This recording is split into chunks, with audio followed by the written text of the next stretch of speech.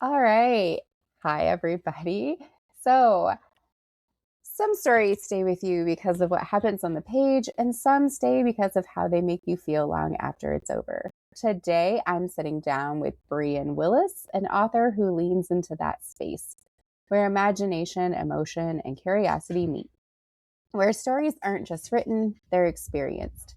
We're talking about the creative process, the pull to follow ideas that don't always fit neatly into one box, and what it means to trust one story enough to let it take you somewhere unexpected.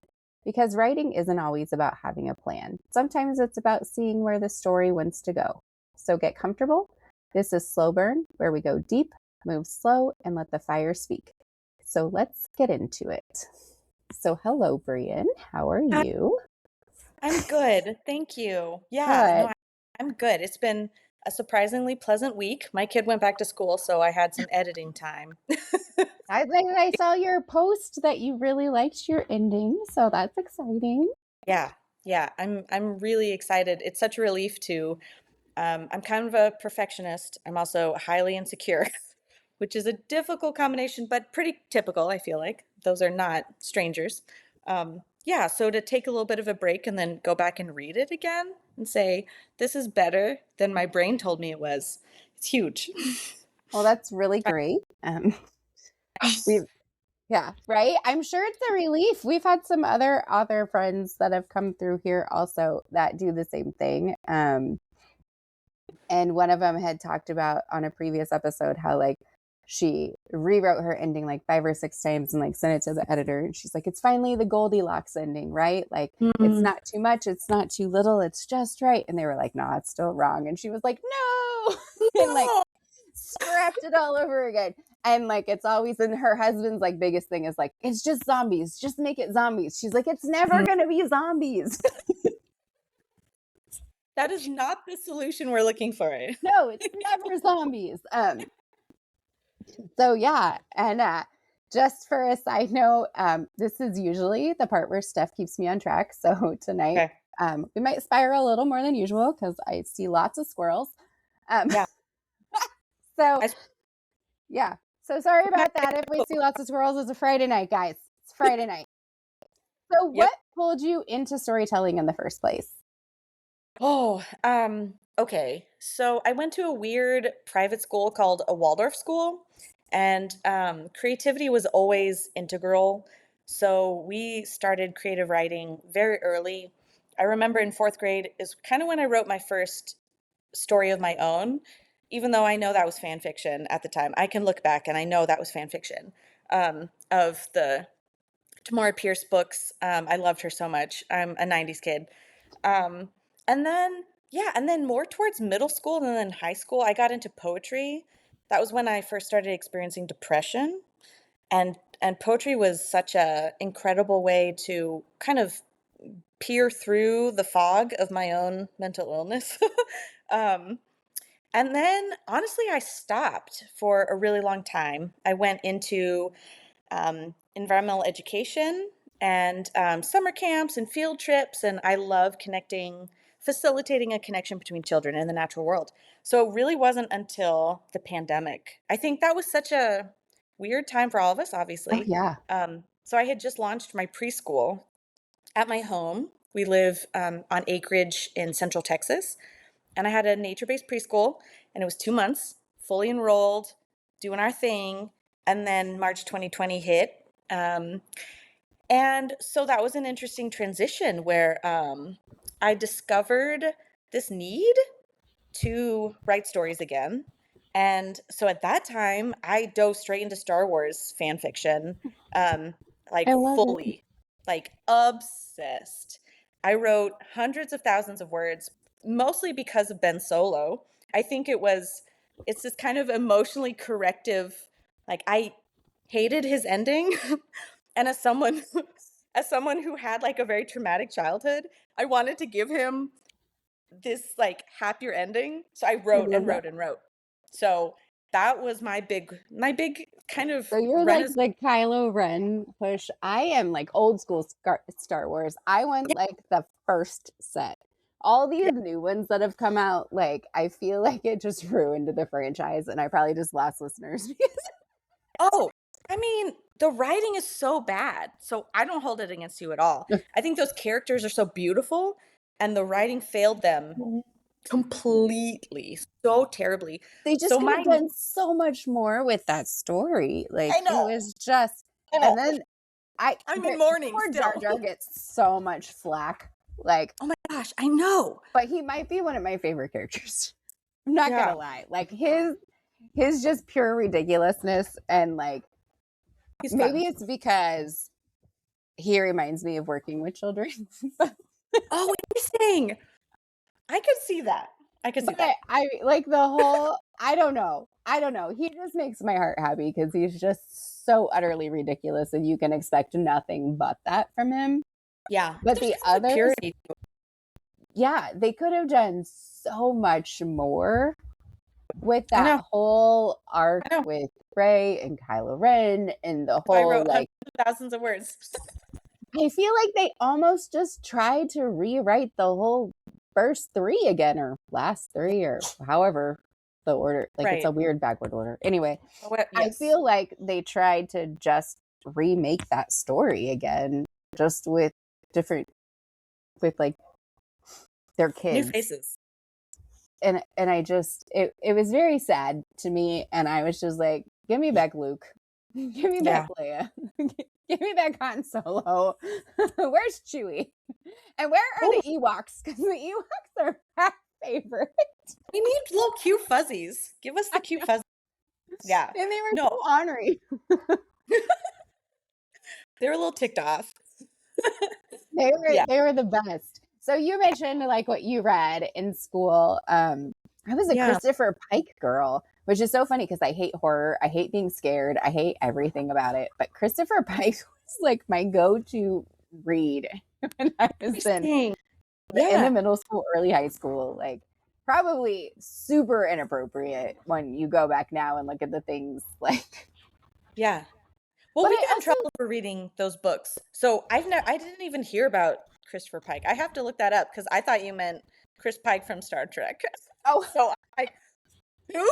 he's Christopher Pike is like a older version of R.L. Stein, like the scary stories, but they had like Yeah, girlfriend boyfriends. Like interesting. my Okay. boyfriend is really a zombie, or my boyfriend's really a Mm, werewolf or a demon, or a like he's gonna monster. sacrifice me in a cave. Like I don't know. Oh. I think there was one about a chain letter because those were a big deal Mm-hmm. back in our day when email first came out.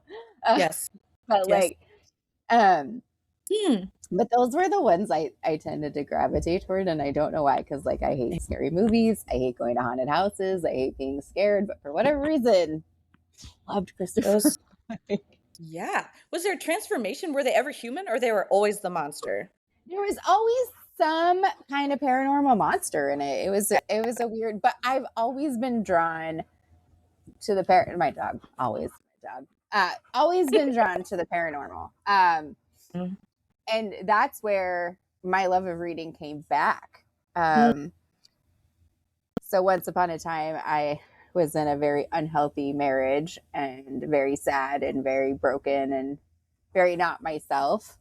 And during that time, I tried to start reading again and found Nicholas Sparks. And my ex husband did very much try to encourage my love of reading then, and bought me every Nicholas Sparks book, every Nicholas Sparks Oh, movie, every like, which I appreciate. But then seeing that you in get, you. Yeah. yeah, you get to a point there though where I feel like, at least for him, all of his books just kind of got to be the same story: boy meets girl, Mm, girl meets boy, something anticlimactic happens. Oh, we get to the end, right? Like, mm, and so it just kind of got to that predictable phase where I was like, and I don't know if I want to read this now. Like, and so sure. then you just get into those like reading slumps, reading funks, reading whatever's. Yeah. And shortly after the divorce, I was at home and I had just moved back out of my mom's house because when I got the divorce, I was going through school. And Mm. so she helped with my son while I just finished my bachelor's degree. And we were sitting there and she was like, so my friend told me about these books. And I was like, okay. She's like, so you, but she does them on audio, but I got him to read and you have to read these books. And I was like, okay, I'll read these Okay. books. And she's like, but you have to get through the first one. The first one's kind of slow, but like, she gave that disclaimer. And I was like, Just push. okay, push through the first one. Got it. Cause I'm not a pusher. Like if I'm not hooked by like the fifth page, I'm probably not getting through the book. Right. Like I'm going to put Wow. it down and be like, okay.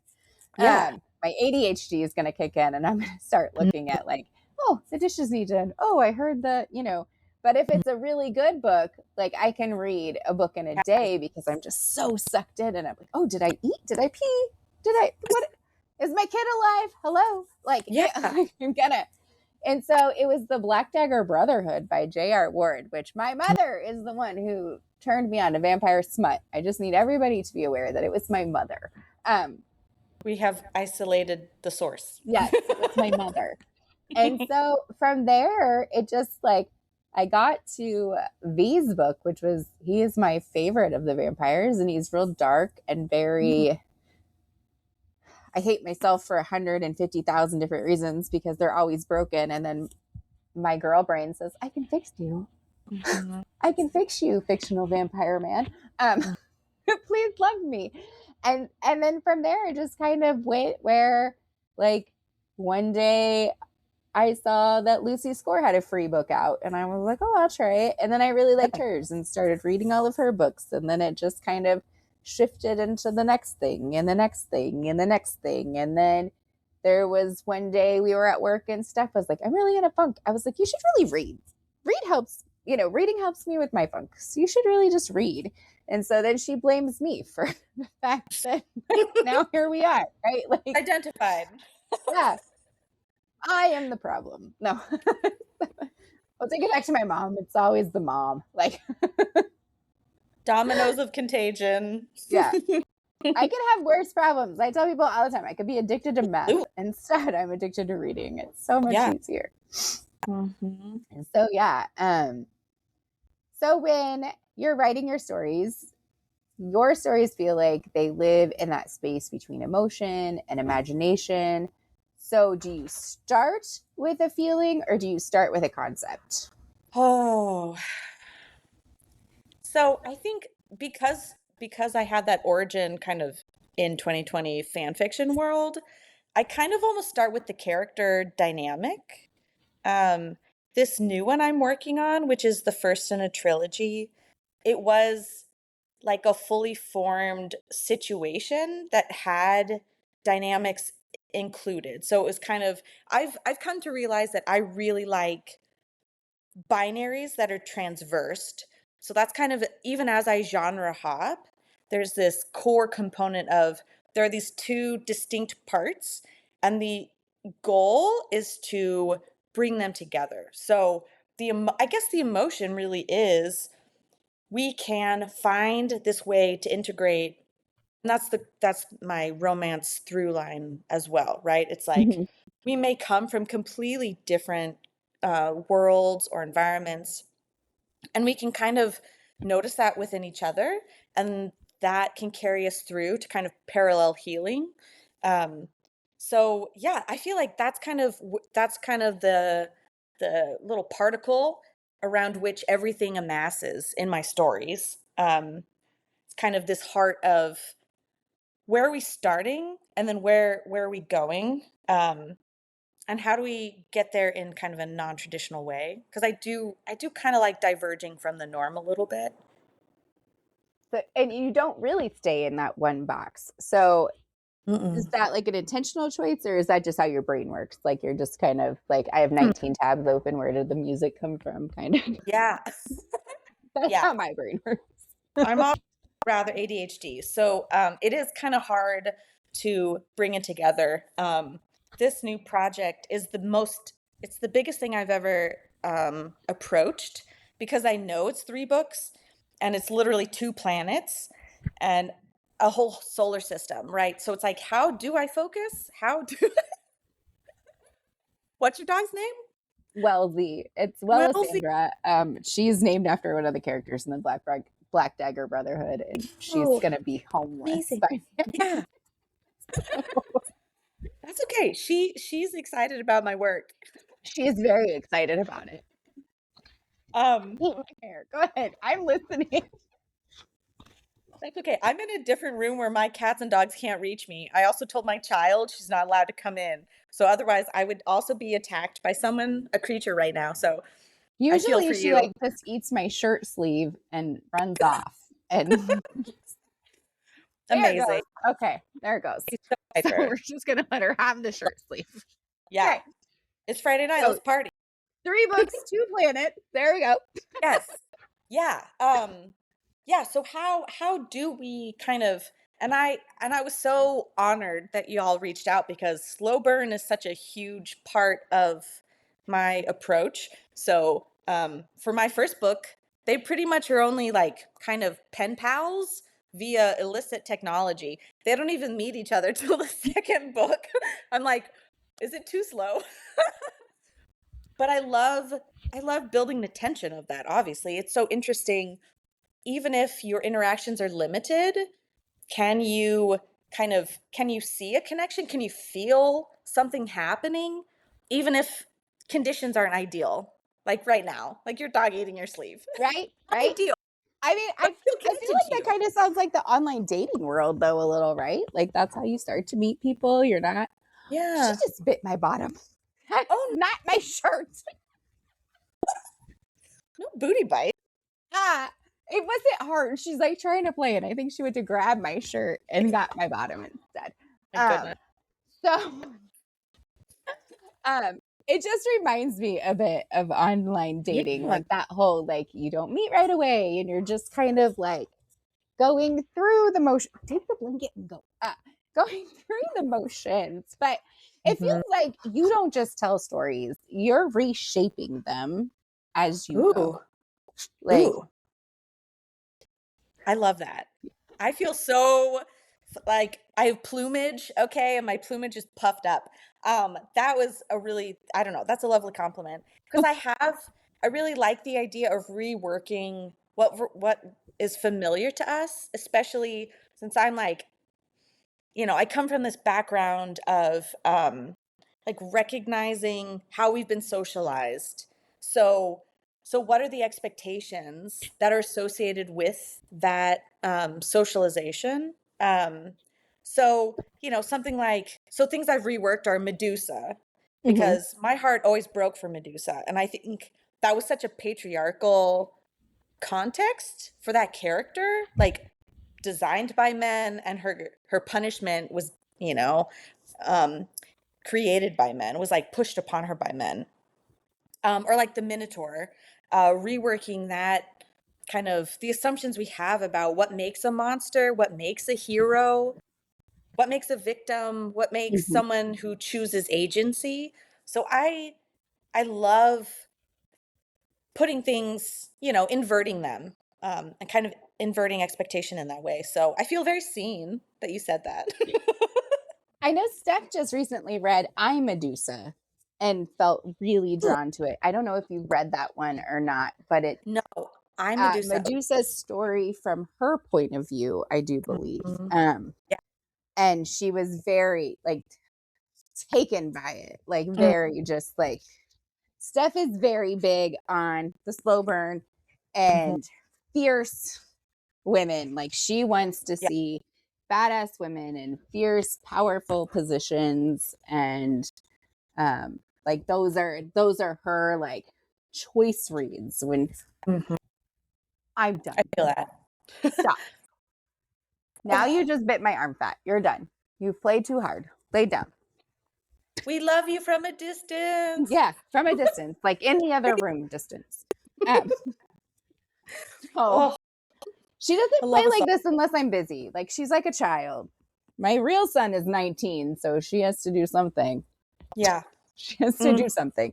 She's like, Mom, you're not old and 40. You're just gonna go. Like, just remember what it's like to be youthful.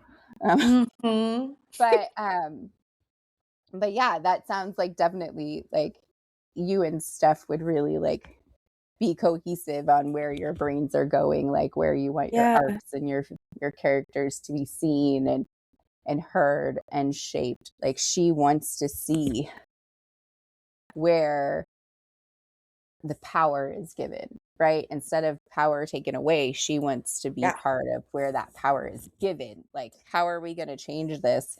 And instead of a punishment, how are we going to use it to our advantage, right? Like, Yes. so walk me through a little bit um, your worlds. So you have mythology, which you mentioned, the sci-fi, your poetic storytelling. Where do you feel the most at home? Hmm. It's hard to say as an ADHD person. I feel most at home bouncing. It's hard. Honestly, I'm a little scared that I have committed myself to this trilogy and my attention span won't be there for it. I've created the arc. I know what it all is. Can I focus enough to write it? Because it's so fun to bounce around. I just like my newest hyperfixation is Project Hail Mary. I'm like, should I just go off and write a little fan fiction? Maybe I should. And then I I've never scratch heard that of itch. that. Oh my I'm gosh. such a Oh, bad book person. And then they were like, the movie's out. And I was like, I don't know what that oh, is. oh. It's such a faithful adaptation, and I'm such a stickler for it being faithful. Um, so I feel like in theory, okay, I have an answer. Okay. Speculative fiction, because that's the umbrella term. Because, right, like under speculative, you get sci-fi, you get fantasy, you get horror, Hmm. and outside of kind of commercial fiction, I think more genre is where I'm most comfortable, is where I can feel most playful, most myself, most I can integrate my poetic wording. Sometimes my sentences can be a little inaccessible, right? And that's more tolerable in a genre rather than commercial fiction. Um, answer. So, Written in Leaves, what made that story hit emotionally the way it does? I am not a historian, and I've never really been particularly drawn to history. And that story required a different time setting. And what really drew me in was how, even though it was set in 1820s Paris, the contextual hurdles are exactly the same today. And that was really my in.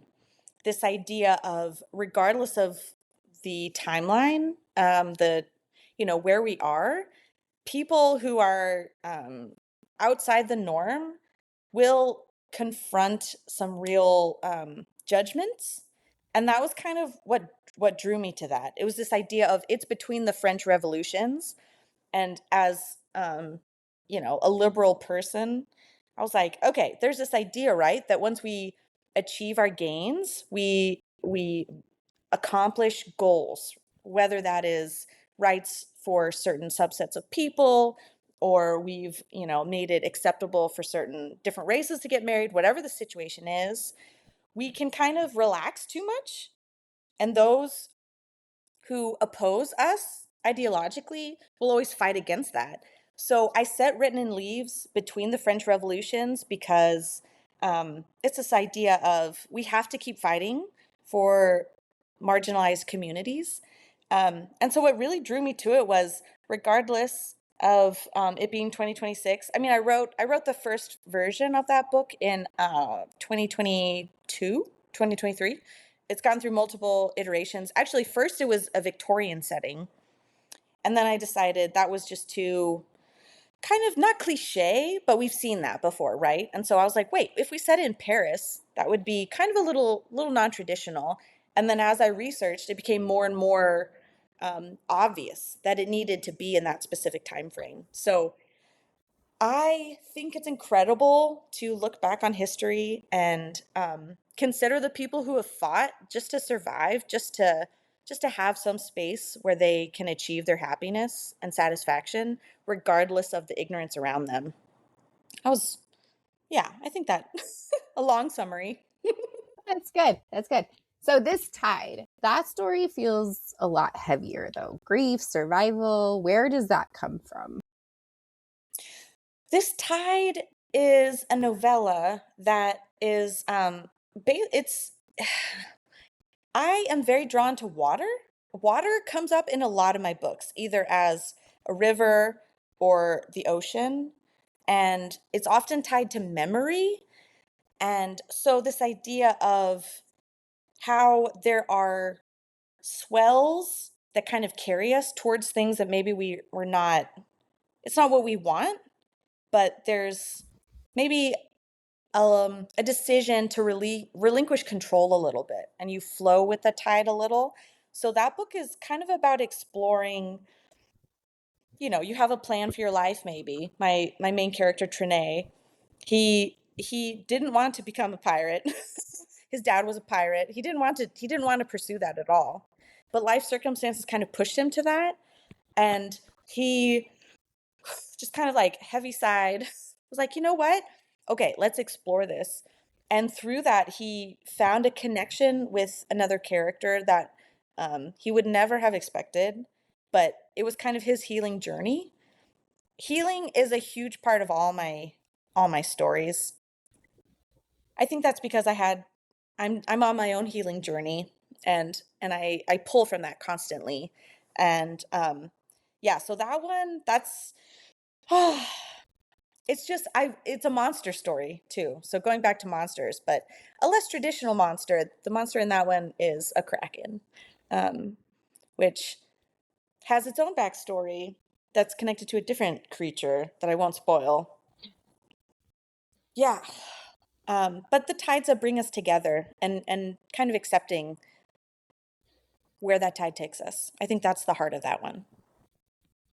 All right, so I'm going to flip this on you for a second. What Okay. do you like to talk about when it comes to your work that people don't usually ask?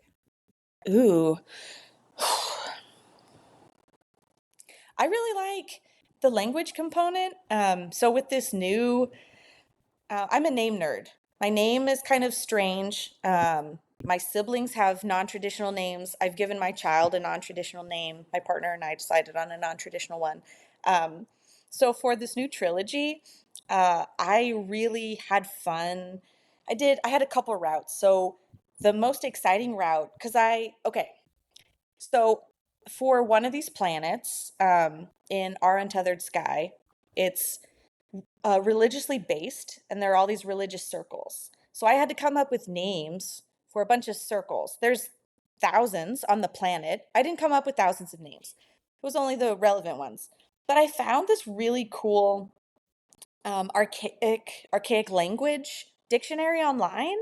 And so I searched for like, okay, this circle worships insects. So like let's kind of dive into archaic language surrounding insects.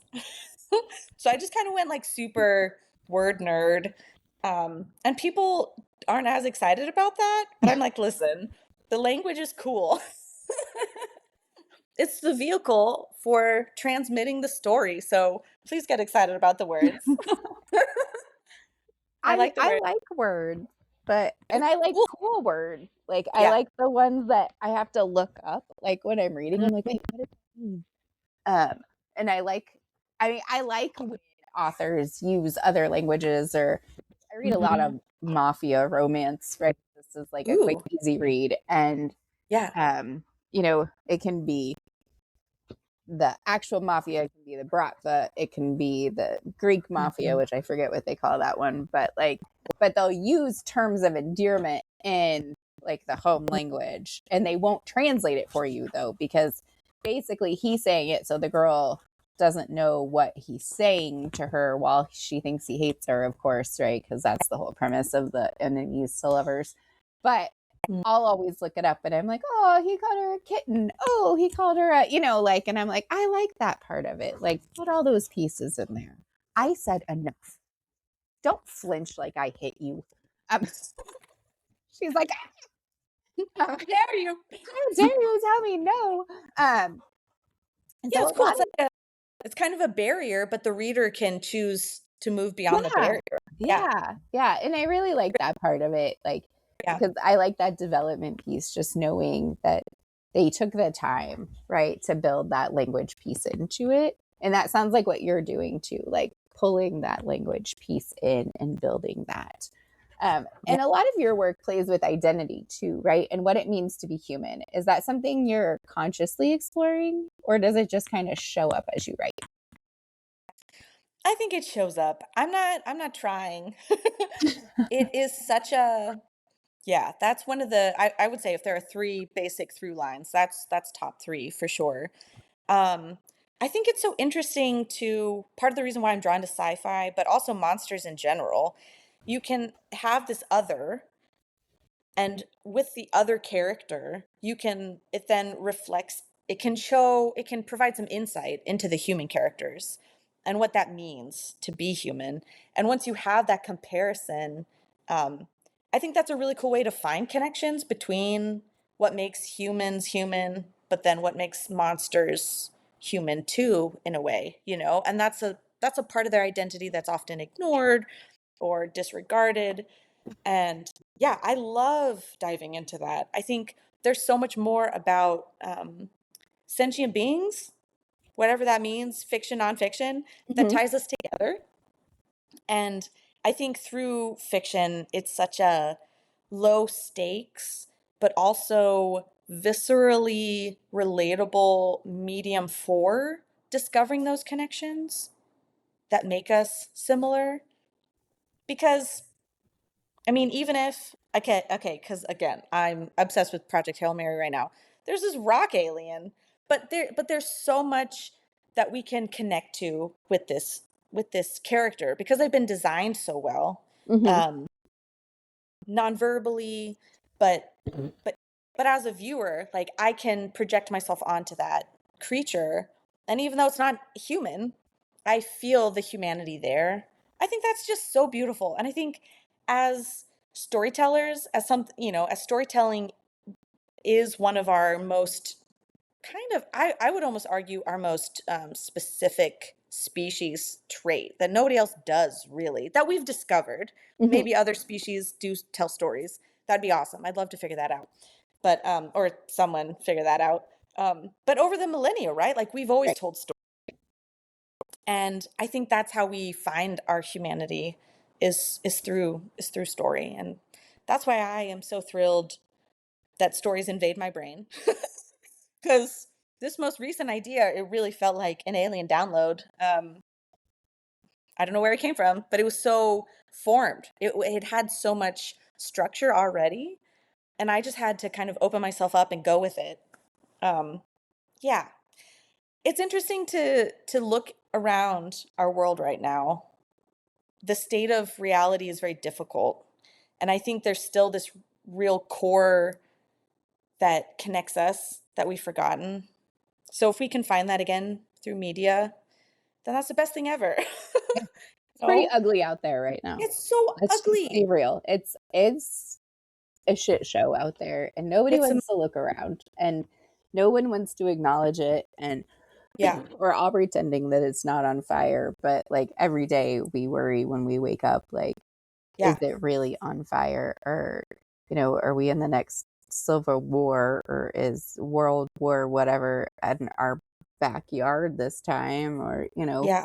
who freaking knows what's going to happen this time? Who knows? Yeah, And it's just, it's just a mess. And, like my kid's old enough to be drafted. Like, I mean, it's just those things that you think about now, right? My friend, yeah, one of our best friends, Steph and I are three parts of a whole, right? And like our third is her son just joined the Coast Guard. And like that's all we can think of. Like he graduated like the day all of this happened. And we're just like, cool. Like here we go. Yeah, and her son's the same age as mine. They went to high school together, and it's just one of those like the world sucks right now. Like, yeah, and it's so hard to find those positive silver linings. And I think that's what makes reading so beautiful. Like, because it can be so real and so ugly, yet so beautiful and light at the end of the tunnel and like give you those feel goods and the fuzzies and all the things all at the same time and just let you forget for a little bit that when you walk outside it's shit and you can't afford gas or milk or eggs or it like but you can afford a $4.99 book ebook or you can go to half price books and find like something or I mean Yeah. whatever it is and I know it's supposed to name drop because I'm not sponsored by anybody but whatever like just I gotcha.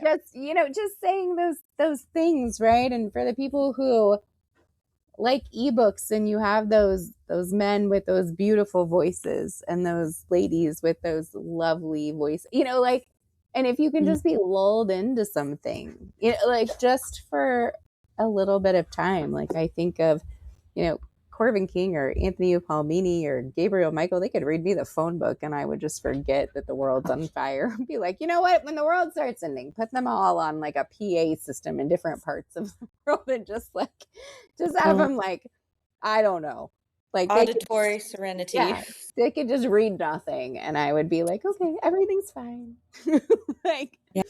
um but I mean I am just like that's me where Steph is like please don't read to me I can't handle it right like that's just like that's not her jam right but then we each have our things but I just think that if we could all find like our one thing that brings us that peace Hmm.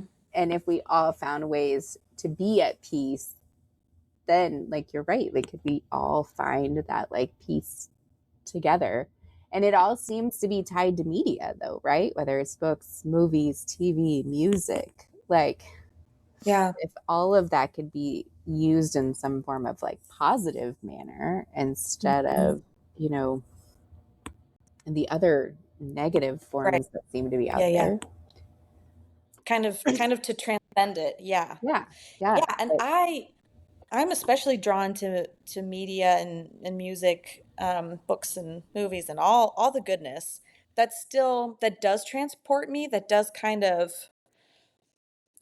distract a little. I also still love, especially in my own writing, I do want to integrate some sort of transformative feeling, right? So things are awful right now and we do need a little distraction. And also, what if in this distraction we're like prodded or provoked a little to consider how we could actualize a better world, how we could transform, right?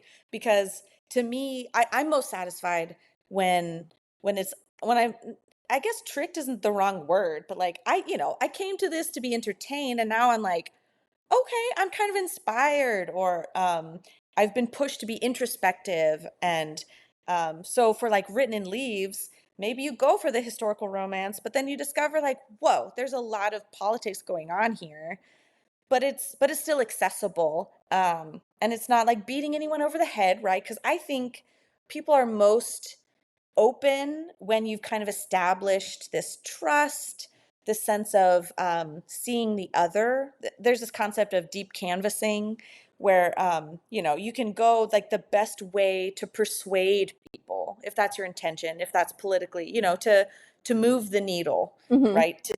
To deeply canvass. I don't know if I use that right. Um, but it basically means you get to know someone and you establish that humanity, with that core humanity. And then through that relatability and that compassion, then maybe you can change people's minds through that kind of established foundation.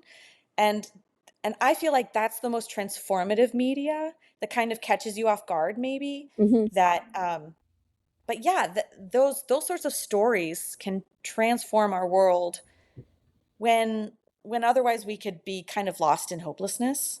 So, oh, yeah, I think a lot needs to be done right now. I'm listening to one book. It's the sequel. The first book was called The Space Between Worlds. oh I've heard of that one Yeah, which is really interesting because I've been trying to figure out some comp titles, right? And this one's a little too old, and now I'm in the sequel. Um, but it's very much this sort of dichotomy of, who has power, who is bereft of power, how do they push against the system, and and then there's like they're world hopping, and if you hop to a world where your doppelganger still exists, then you die.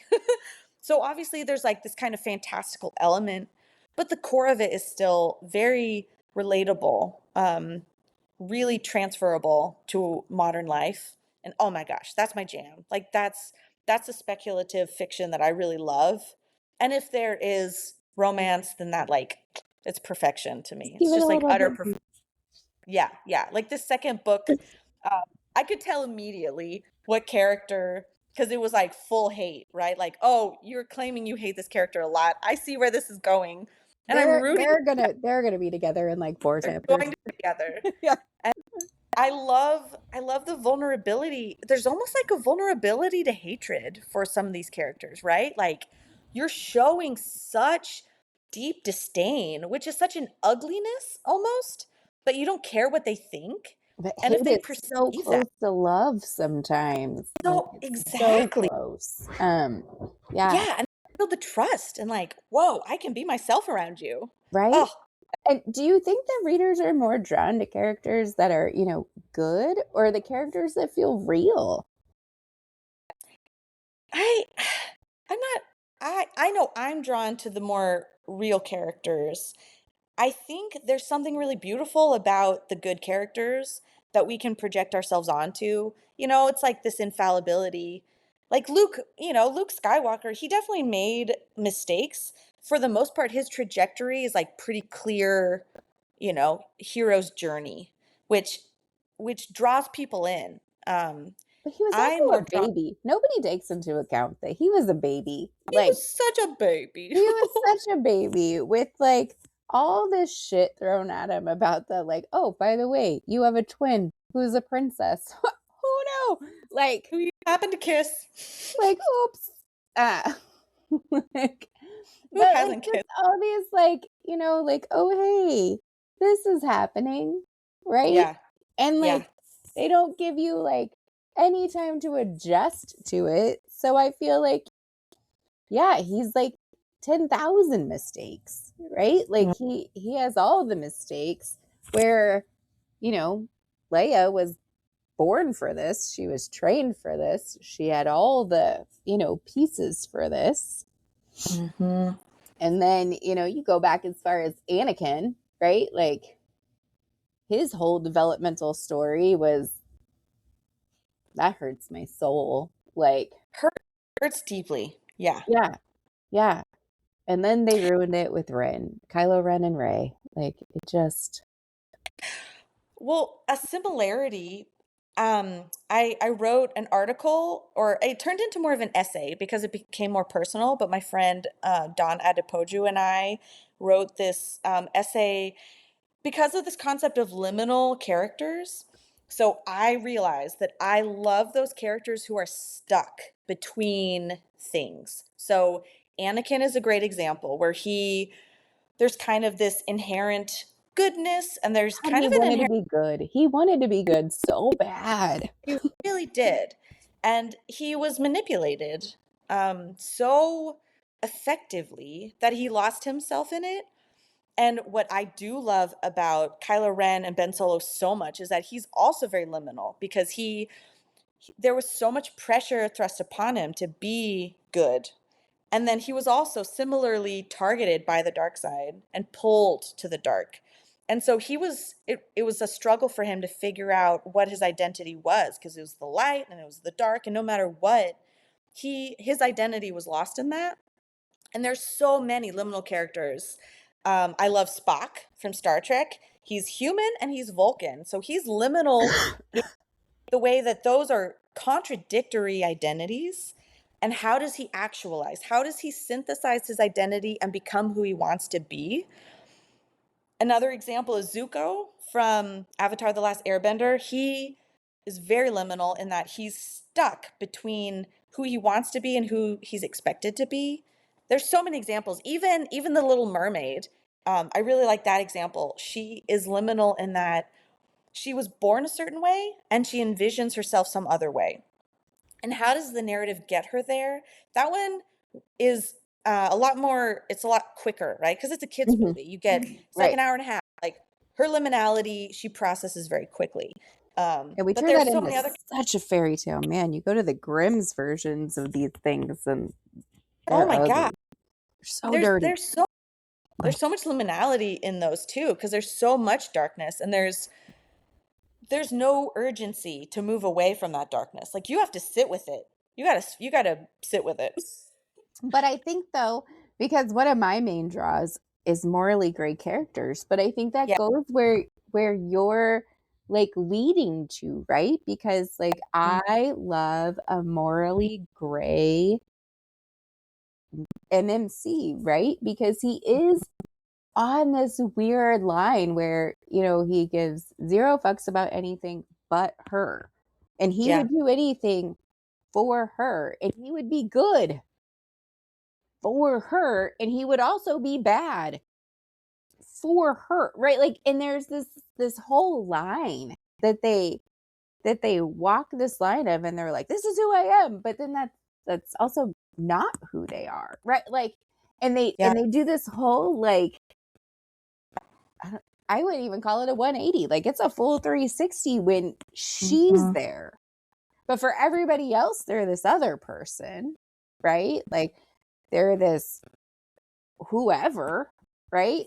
And then you turn around and it could be in TV, it could be anything. I mean, even go back as far as like Damon Salvatore from The Vampire Diaries or Hook from Once Upon a Time, He's or another liminal. Oh my gosh, you just said Hook. I love Hook so much. I'll I try to know be chill. he's so wonderful. He is one of I my love him favorite so characters. much. But He's an all-time favorite. yeah, We talk about him in our liminal state character essay. yeah, He's a good he's one. so great. He's so great Yeah.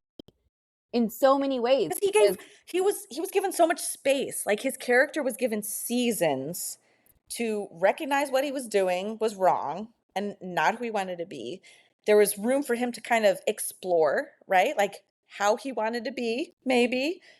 And then he was like, "Whoa!" And you know what I love is Emma wasn't ever necessarily trying to change him. I think that is one of those situations where she was like, "I mean, you're cool, like you're kind of hot, yeah, okay, but figure your shit out." I mean, he could totally wear the eyeliner. I'll give him that. It worked Absolutely, for him. absolutely worked, and I think his journey where he recognized that he to be with someone he loved, he needed to change for his own sense of self. And I really love that. I find that more romantic personally because this is, it's kind of self-derived instead of for the other. And I know, like, that's, But Emma went through her own shit too, so she sure did. She sure right? good for her. She figured it out. But I think though that's the whole thing though too, right? Because I think when you look at these morally gray characters or even the morally black characters, very rarely do you find an FMC who walks up to him and says, "But you have to change to be with me." Right. Very rarely do you Yeah. find a female main character who comes in and says, "But you have to be different." They just Yeah. take them for this whole weird walking conundrum of Mhm. this messed up personality that they Miss are, that toes like both lines of all these things of man and monster, right? Whether it's in the paranormal world, whether it's in the mafia world, whether it's in just your everyday like sports romance or, whatever. They Yeah. toe this line of like unhinged, but like Yeah. never at any point in time do they ask them to change. They Yeah. just go through, I don't know, some Stockholm syndrome or whatever it is and decide, you know what, this is okay. Like, this is who they are. They love me. They protect me. Like, but never once do they say, take the tracker out of my skin. Take the, Mm. do any of these things, right? Like, I read a hockey romance where the guy legit has a tracker in her. Oh, Then, like, yeah, And then like chains her to a bed because he thinks that she's leaving, gets her evicted from her apartment, so she has no choice but to move in with him because he's so in love with her and knows that they're end game. Has Yeah. cameras in his apartment so he knows she doesn't leave. And finally she realizes, yeah, I'm in love with this crazy bastard. Like, but never once did she say, be different than who you are. Mm. I mean, she didn't say unchain me, but she didn't say, That's fair. yeah, right. She She's didn't not say, into it. yeah, she's not there for that. She's like, please don't chain me up. But like never once did she say, I want you to be different. I want you to get therapy. I think that you're wrong and unhinged. She just said, good golly, I think I love you. For Mm. all of your flaws, for all of this like good, bad indifference. Like I see you for you, right? Yeah. And I think that's And what the makes it so beautiful, right? That we can look at people for all the things that make them beautiful and ugly, and for all the things that you can't take back, and all the words that you can say, and all of the things that we do in the end. And you can look at that person and be like, you know what? Scars and all, flaws and all the screwed up shit that's happened. Like, you're still my person, right? Mm. Like, you can be good, you can be bad, you can be all these things, but you're still my person. And I'm not going to ask you to change, because if I ask you to change, then that doesn't mean that I love you. Mm. And I think that that's so powerful, Mm. because the ones that get me, and that's when I like DNF a book, is when the girl's like, I love him, but I wish he would do this and this and this and this. And I'm like, then you don't love him. Mm. Like, I don't feel like that's the definition of love, when you The want to condition. change who someone Yeah. is. I Yeah. believe that if you decide at your core that you're not who you want to be for someone else, and you want Mhm. to be better, like Mhm. Cook, right? He made Yes. the decision to change himself. That's a So completely bad. different arc, Yeah. right? Like, that's a completely different thing when you That's look in the the internal mirror and motivation. decide, and you're like, dude, I suck, right? I Yeah. need to be better. I'm dissatisfied. Yeah. Yeah. But if your partner looks at you and says, dude, you suck, you need to be better, like, unless you're beating the crap out of them, or you have like a substance abuse problem or something like that, like, Mhm. or you're outwardly cheating, or, something big and major that does require change. Like, if they're just saying that, like, I don't like the way you dress, or I don't like your attitude, or I don't like the way you say this, or I Right. don't like the fact that, you want to know where I am all the time, or I feel that this is controlling, or I feel, but they've always been that way, then like, that's not the person Mhm. I feel that they should choose, whether it's fiction, nonfiction, whatever. Like, Yeah. I just think that that's like, for me, that I think is what draws the book in. And I think Mm. that's what makes it real, right? Or for me, that's what makes the character feel real, is that internal, like, will I, won't I accept who this person is at their core, the good, the bad, the ugly, the crazy, the effed up, the all the Yeah. things, right? Like, Right. because when you can wake up next to the person that chained you to a bed, then that's it, right? Like, you're like, Yeah. that's it. You're the I don't person. know if I could do that. I say same book series, right? Like the football player left her in a basement. Like, Yeah. like, she. Yeah. I feel like we need to interview her and just find out, like, if she has some Yeah. past trauma that we need to Yeah. I want to. we I'm need to address. a little worried, just like slightly worried. But I also know I'm slightly judgmental, so I'm trying not to, to like be safe. Just be safe. Be safe. Readers, take care of yourselves. Be safe. I don't know. I'm like, does he love you? And they're like, yeah. I'm like, but does he leave like the eyeballs of the people who look at you on your pillow love you, or does he? Have a specific dish where he leaves the eyeballs. Right? Did he leave the hands of the man who touched you on your front porch? Is that the kind of love? Or did he just be like, you up kind of text love? Like, what kind of love are we talking about? There's a line. I mean, that's such a fascinating topic. Like what form does love take? That is so interesting to me. Because to me it really, like, the heart of it is like a trust almost, you know? Like yes, being able to be that vulnerable self and show that darkness and trust that the other person is going to accept, you know? I guess that's just like light, because acceptance, as someone who is estranged from her parents, um, sense of acceptance is like a core need for me, to feel like no matter what, my partner is going to accept me. And you know, if that means I'm crying on the floor, which was just last week, you know, to for him to come over and hug me and to say like, you know, I see your big feelings and I accept your big feelings, and I, you know, and I love you for that.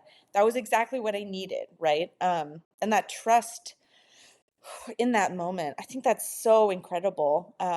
Yeah, and for other readers, I think that's so cool, right? Like we're in this kind of renaissance era of like any book you could possibly want is being written, hopefully by people and not AI. Um, sigh. Um, but I think that's Like it's really the M cool. dash that gives it away. Who uses an M dash? Oh my gosh, I do. Girl, I do. I'm Like, writing oh my no, I'm going, dissertation and I went to like, I ran it through AI to like edit, and I'm like, and it came back and it was like, you need to do this. And I was like, yo, I don't write with M dashes. Take out those from the edits. That is incorrect. oh man, as a human, I do use them. Perhaps I should use them less. I But just it's just feel like the, that's the go-to now. And even my advisor was like, yeah, we look at it as a like red flag for AI now because of all of the M dashes. And I was like, some people do use them, I'm sure. I'm just not one of them. But yeah. like, but you brought up a good point too, though, because in the last episode, Steph and I talked about the definition of intimacy, right? Like Mm.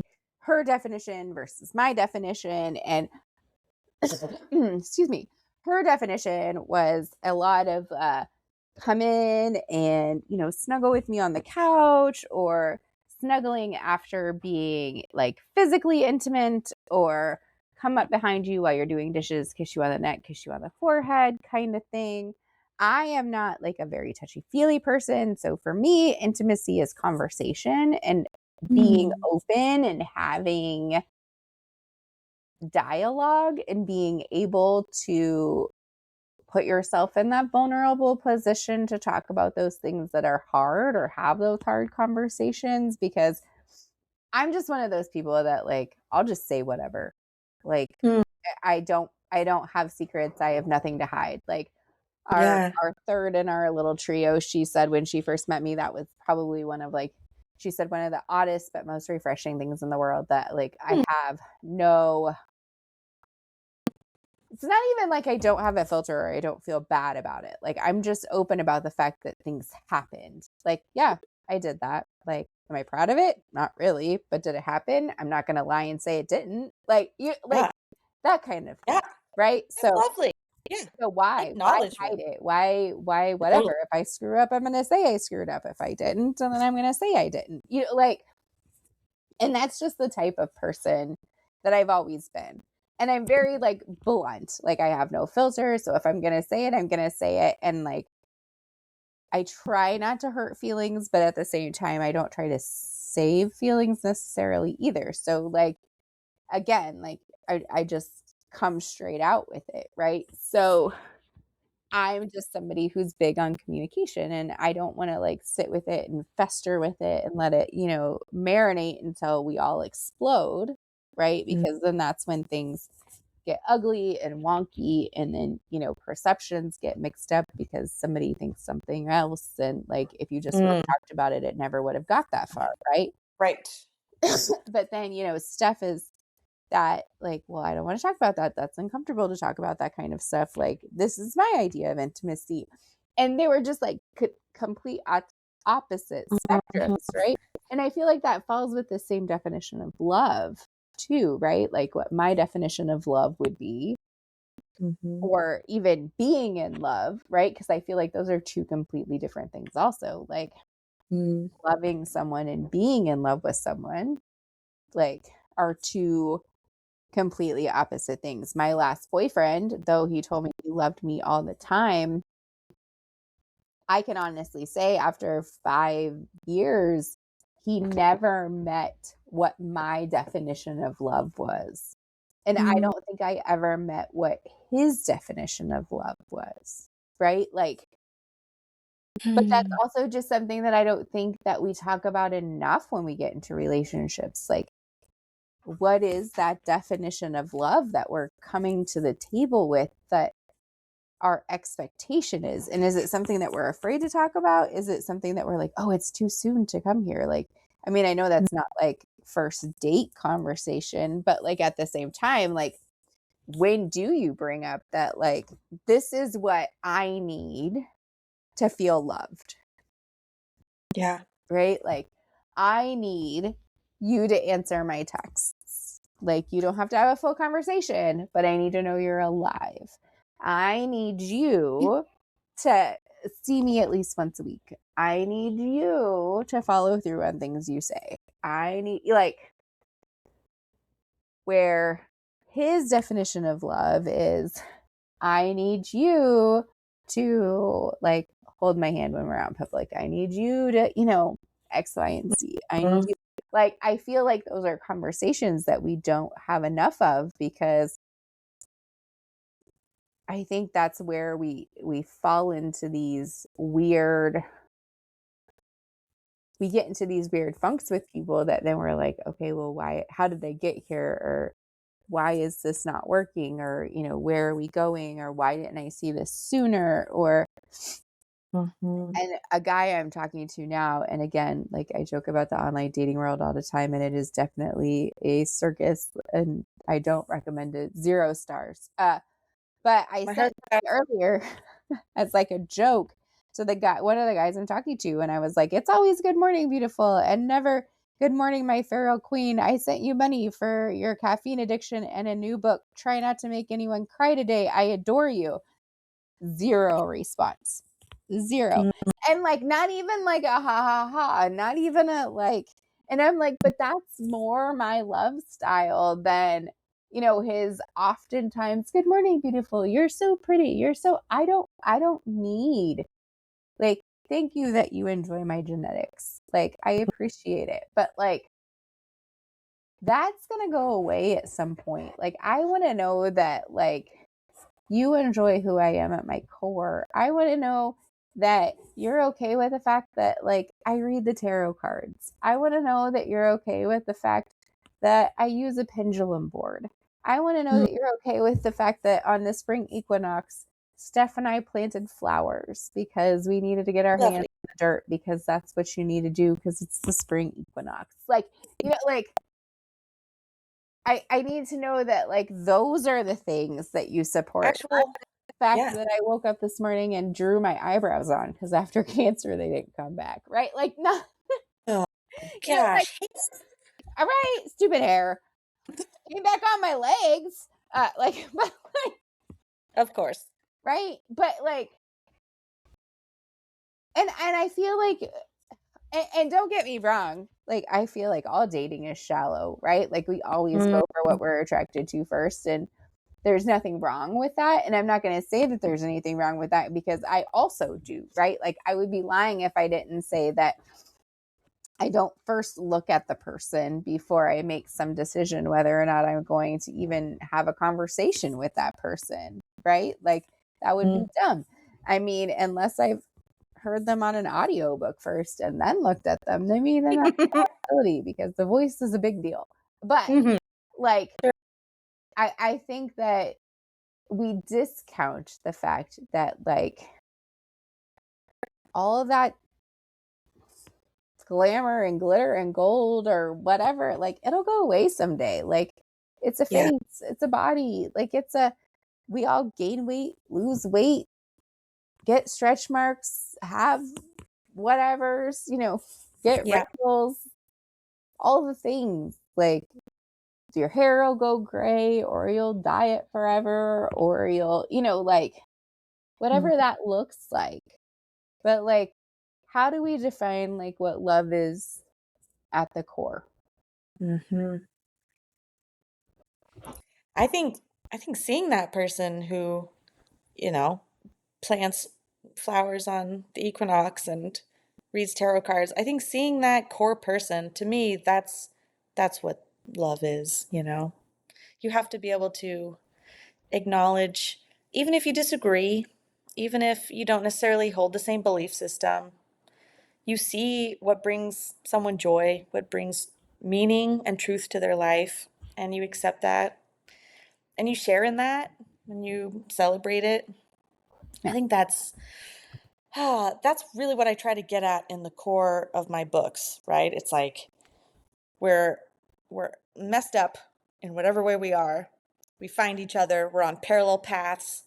Hopefully we can keep those paths in a similar vicinity so we can heal alongside each other and we can get to this place where we are who we inherently want to be, and we've loved each other through all those stages. I think that's so powerful to choose that, right? It's like I choose whoever you want to be. I think That's we're so all growing too. I yeah, feel yeah, like every that's sadness. day it's some new transformation, some Yeah. new like we're I feel like inherently Mm, 99.9% of the population is somehow changing and growing. They're finding new things out about themselves. They're sitting down asking themselves like, is this what I like? Is this what I not like? Is mm, this what I want? Do I like to eat my eggs this way? And maybe mm, this is like introspective too for me, just because I was divorced at such a young age, right? I was mm, divorced at 25 and now I'm 42. And so I went through that spell when my son got a little older and he was more self sufficient and closer to his teens, right? Where I was like, I've spent so much time defining myself as a mom and not defining myself as mm, Miss, right? So now I have to sit here and figure out mm, who the hell Miss is. Like, what is it that I mm, like? Like, what foods do I like? What things do I like that don't revolve around a, you know, young child? Like, because all of my decisions revolved around a young child for so long. Like, so, or my husband, or my, whatever, because when you get married, well, when you get married, period, not even just young, right? Like, that's just a decision that a lot of people make, that your life inherently revolves around someone else. And so then it was just that whole who who am I? And I feel like that's still an evolving question, right? mm, Like, who am I? What am I doing? And I feel like it's continually changing, right? Like it's still a flower that's blooming, right? And I may never figure it out, but it's definitely different to like grow through all of that, mhm. and see those changes. And I hope everybody has that opportunity, not to be divorced, but to like grow and find out who they are, and that they Yeah. don't wait until their kids are grown. Like, take the time to find out who you are. And that's Mm, not a selfish thing to do, to know who you are. Your life doesn't have to revolve around family obligations, and it doesn't have to revolve around work, and it's not selfish to take an hour a week for yourself to figure out who you are. It's not yeah. selfish to take an hour a day to figure out who you are. Put your feet in Yeah. the grass, breathe fresh air, listen to the birds, smell the flowers. None of that is selfish. Mhm. Yeah. So, um, it has been a joy to have you here. I always end the episode with some crazy, wild, whatever question. Okay. I've been warned about this. You've been warned that I have some wild question. Okay. I'm ready. Um, oh shoot. Okay, here it goes. I have to Maybe I'm like not type it ready. in.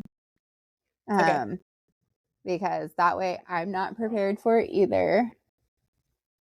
Because then that way it's only fair, because then I can't prepare either. So like that's what I have to like put it in for, because then I'm like, I gotta wait and not, because what if I know ahead of time, then it's not fair, because then I can prepare my answer, and then like Steph's always like, no, their worst part of the show, because she's like, I can't do it. We'll have to see what the wild question is of the night, because I'm always like, this is how we ended. It's gonna be fun. I don't even remember what started it, but I said I'm done wrestling with you. Don't you? Touched out. Don't. She's like, but mom. Okay, let's see. Oh, Uh-oh. there's so many questions here. Oh goodness. Okay. If your books gained awareness and realized you were their creator, which one of your characters is coming for you first?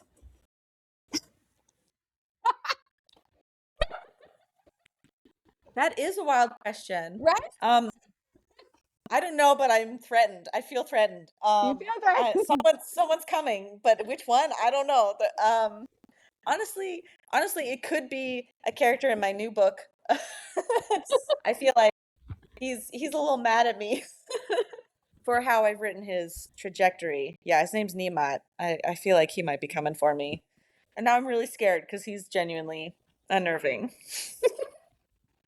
I have not written anything, I will say that, but I have been acquired to do the audio for someone's book. So I feel like there is someone in there that will be coming after me. However, I'm not supposed to talk about it yet, so we're not going to talk about the book title yet. But mum's the word. It is a 3-book series that I have been asked to do audio for. So cool. So can you say how this character is coming for you? Like with a weapon or with verbiage? Well, I do know that they do kind of beat up my character. Oh boy. While they're on a mission to find someone. Okay. So I do know that. And it's a little thriller. It's a little found gifts of my character. My character finds out they have some gifts. And then they have to do some I'm dark. Okay, my brain's taking that very dark. It is a little dark. It is a little dark. Okay, I'm picking up what you're putting down. It's got some big boss energy to it. Okay. But yeah. Well, I'm confused then. Yeah. Because I'm pretty sure my character will just yell at me. He'll be real mad, but he's not going to physically hurt me. No, I feel like this one's like coming for it. Like this one's going for it. Okay, protect yourself. I mean, there is the book 2 and 3, so I feel like I'm okay. I feel like I'm good. They can get as mad as they like. Feel like I'm set in stone there. So for now, I haven't read books 2 and 3 yet. I don't know. I don't know how books 2 and 3 fare. I mean, I at least make it through 2. Okay. I don't know about the third yet. Huzzah. So yeah. So we at least have that going for us. But yeah, so I'm super excited about the audio book piece. Not super excited about doing men's voices. That's new for me. But I am excited about the audio piece, and that somebody liked my voice enough, I guess, to want to hear me for that long. But I'm excited and intrigued by it. I am not a writer, but I definitely love to tell stories. So I am excited to be part of the book community in some way outside of the podcast, and doing our social media and promoting indie authors. Steph and I are super, super passionate about the indie author community. So that's really where our heart lies, and that's where we like to keep a lot of our support and all of our media and all of our sharing and things along those lines. So, but that feels like the perfect place to leave it for tonight. So, Brianne, thank you so much for hanging out with me and leaning into the conversation and for letting us wander a little. This is one of those conversations that lingers, and those are always my favorite. If you're listening, go check out Brianne's work, sit with it, experience it, and let it take you somewhere a little unexpected. As always, thank you for being here and for listening and for being part of this space with us. Take care of yourselves, take care of each other, and keep chasing the stories that stay with you long after the last page.